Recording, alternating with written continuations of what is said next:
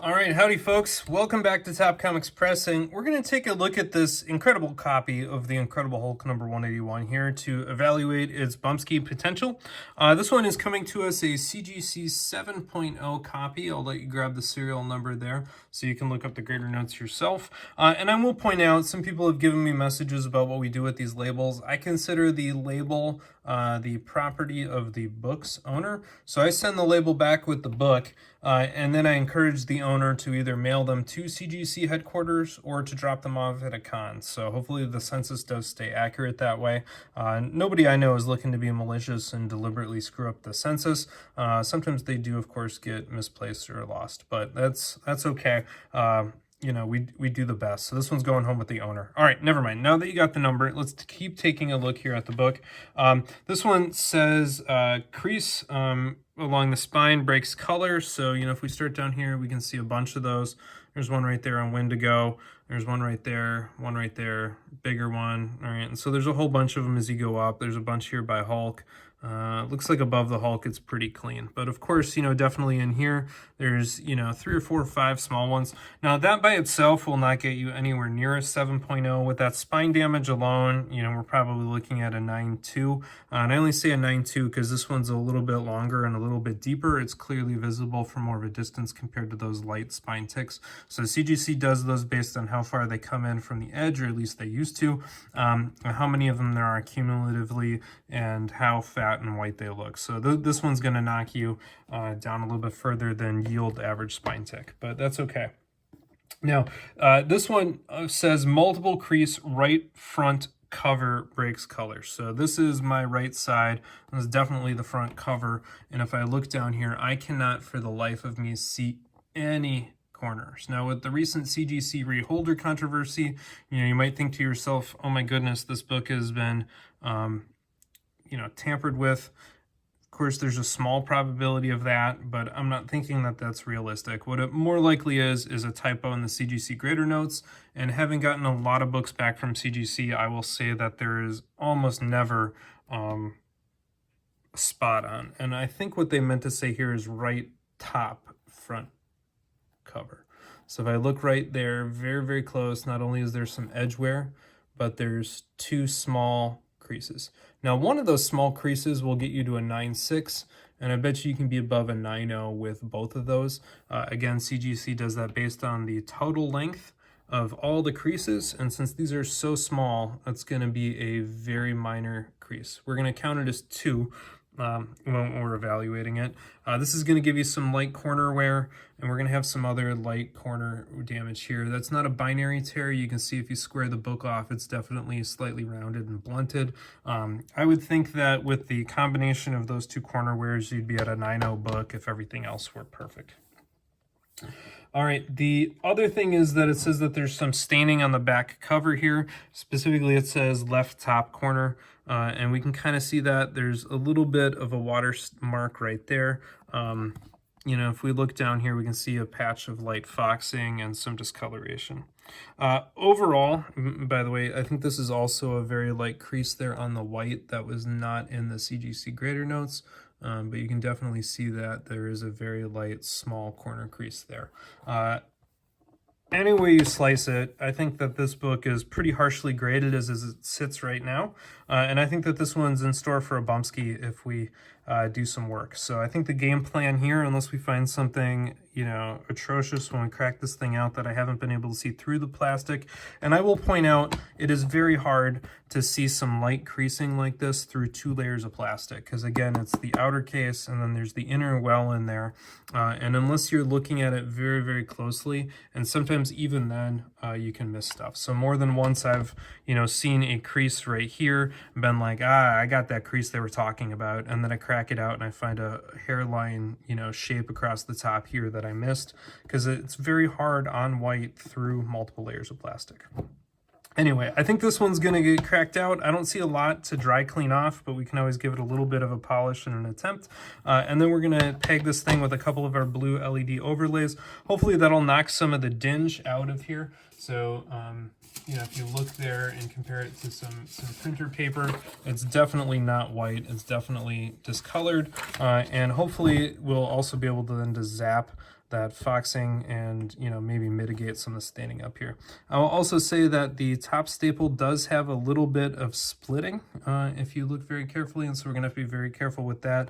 It's not true tearing. It was a manufacturer indent, but it leaves that little bit of a tear where the staple punched through, and if we're not careful, that'll split all the way up to the top staple. So that's a little bit of a risk, but I think this one overall should be okay. If this were cream to off-white, I would be a little bit more hesitant with that staple tear, but I think at off-white white we can get it, and you know, if we're really lucky, maybe we can give this thing enough of a polish where the CGC graders give it a little bit of a page quality bump too. So we'll keep an eye out for that. But I think this one's got some good potential.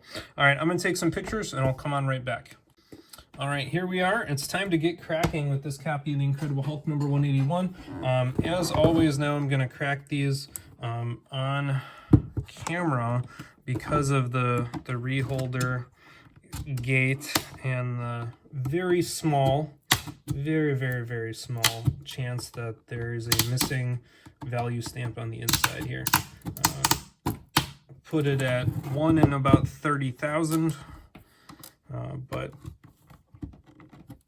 still a risk, so we're going to do it all on camera. There we go. And I don't mind cracking these. I know some other people are trying to preserve them with heat guns or whatever. I don't see a reason to do that. I don't have any intent of ever putting a book back in here. I'm just gonna crack it on out. So clearly damaged the case a little bit.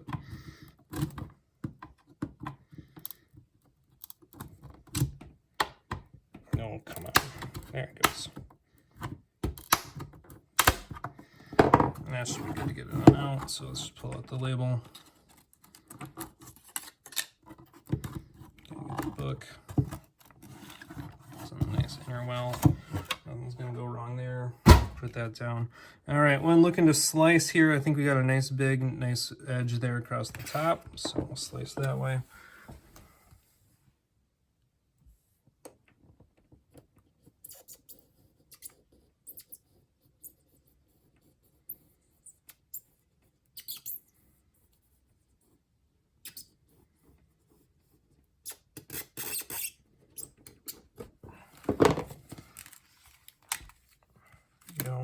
By the way, as long as I'm here, I'm going to get my gloves on.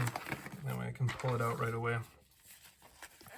As my hands get a little bit sweaty, and if you've got the razor and whatnot, it can be a little bit stressful. Alright, I like doing the scissors. Give myself a little bit more breathing room. I see one really bad thing I did here I'll point out to you all. Still fixable at this stage.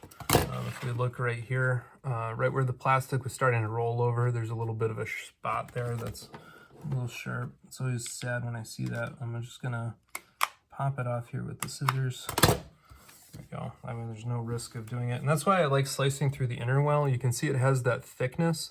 And so, you know, the whole top edge here is nice and open, so there's nothing to snag it on. Assuming you get the whole open edge off, and just slide that on in there. Pull that on out. All right, now let's look for the most important part here on the inside. Yeah, to me those look like white pages. Maybe up here. Close.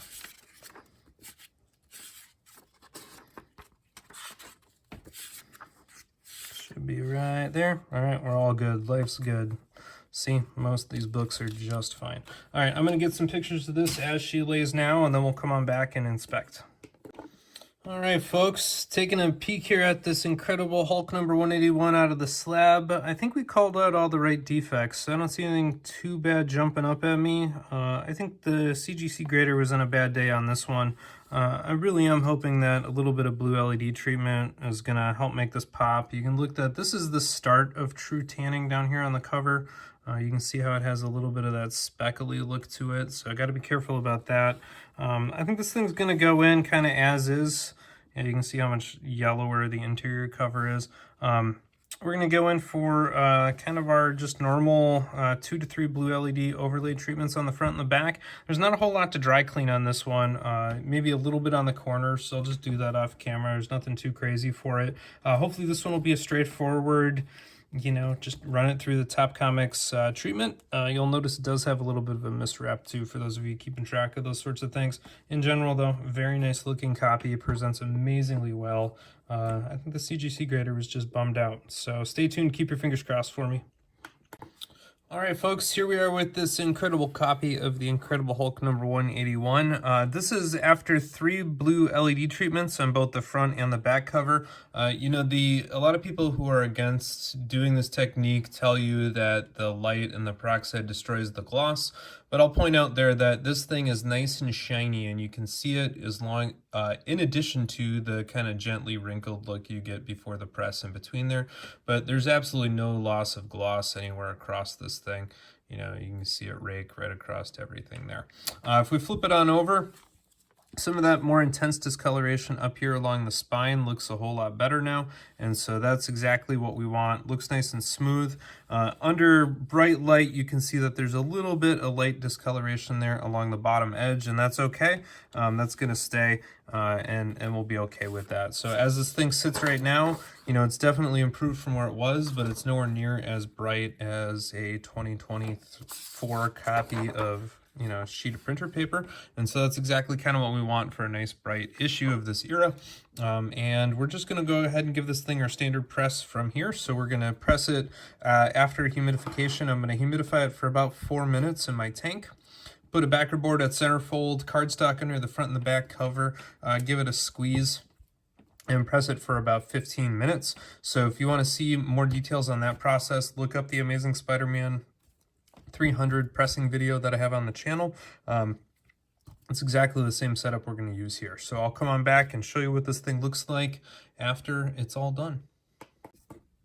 All right, one final look at this incredible copy of the Incredible Hulk number 181 that's heading home.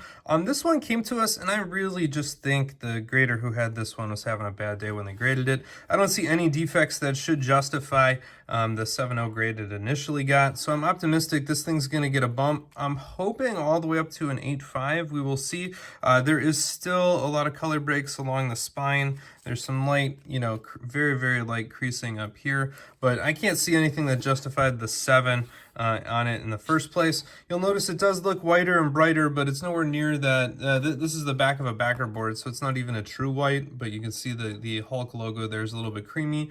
The red is still quite vibrant, and so I don't think we did any damage to the color tone on that other than give it a yield facelift. The back, particularly along the back spine, looks a lot better, so I'll post pictures of that on Facebook and Instagram when I reveal the grade and post this video. So I'm going to send this thing off. The owner is going to get the grade back in what could be weeks or maybe a month, and the whole time I'll be keeping my fingers crossed, hoping for a big bumpski. But if you could do me a favor here while you're waiting for me to reveal the grade, to click down below on that subscribe button, give it a thumbs up, drop a comment down there, reach out on Facebook or Instagram, or share with a friend. That's always appreciated, and hopefully we'll see the CGC grade pop up right now.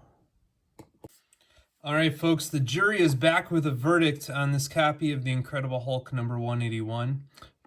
What I will say is I was legitimately shocked with how this one turned out. When the owner messaged me, they sent multiple of the brain out of skull emoji for their mind being blown. And I agree with that. This thing is an incredibly sick bumpski. It's probably one of my biggest ever. I know that there's a couple of other Epic Hulk 181 bumps if you search through the case studies videos, but going from a 7.0 to a 9.4 is just an incredible increase in the grade and the value of this book. Personally, I feel the 9.4 is overgraded if you go back and look at the start of the video when I call out some of those light corner creases. But if we zoom in here, you can indeed see it's the same book with the corner creasing up top. And so there's no doubt about that. This is just an incredible, I mean, we've got the spine wear going all the way down, the little bit bigger one there by Wolverine's claws. And so that is just an incredible bump. Honestly, I think they missed the white crease on the back and were quite generous on the other defects. But wowzas, going from a 7.0 to a 9.4 is, I mean, I don't know, I'm stunned. That's not what I was expecting to see at all. So I had this thing pegged at maybe a 9.0, 9.2. you know, realistically, I'm shocked it's above a 9.0, but that's how this one turned out. So that's what I'm reporting to you. Hopefully you enjoyed the process. So leave a thumbs up on the video.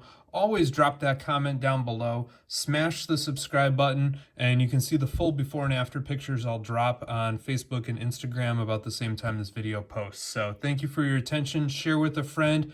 Keep on collecting what you enjoy.